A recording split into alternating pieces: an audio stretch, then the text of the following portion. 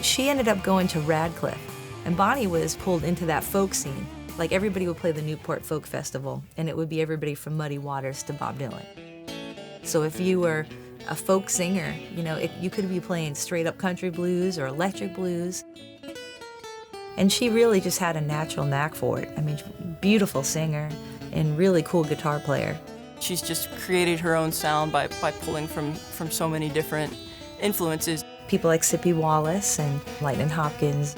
She's sort of taken all that and sort of made it into one thing. Nobody else really plays the way she plays. I get people who come up that mention, you know, it's like, oh, I don't see a lot of female guitar players. And when I picked up a guitar, I never really even thought about that. And I think part of that's probably because people like Bonnie Raitt came before me. She really gave a lot of women that freedom and that hope that they can do whatever they want to do too. Bonnie Raitt was definitely right at the top of my list, and I had tried ever since I became producer to get her to come here. We've been waiting a long time to get down here to Austin, especially with this show. Public television is really the high water mark for me, you know, because it had taste and funk and, you know, depth.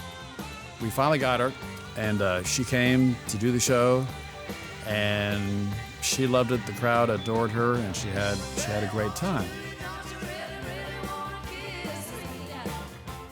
So my experience was a great party from the minute we got here, great crew. It was just a rockin' week. That was the beginning of I think a mutual love affair between Austin City Limits and Bonnie Raitt. Make me an angel that flies from Montgomery. Make me a poster of an old rodeo. My favorite moment for me was to be able to have John Prine and I sing Angel from Montgomery. It was very, very moving. So of all the things I've done on this show, I think that would be up there with the highlight.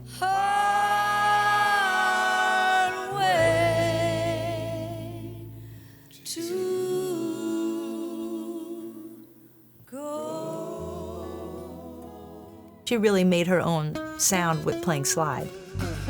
So when you hear it, you know it's her. She definitely can encompass a lot of different styles in her music.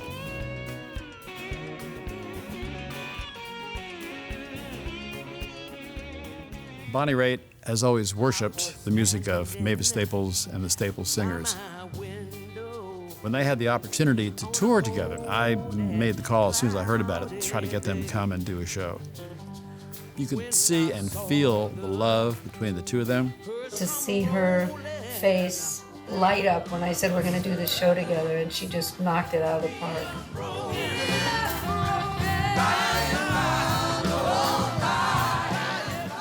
They just made this magical music together. That was a really special night. She's like a household name, you know. It's someone who people think of when they think of music and guitar playing. She really has created her own style. You know, she has a beautiful voice and an amazing guitar sound. And she's influenced a lot of artists, and I think that her legacy will live on.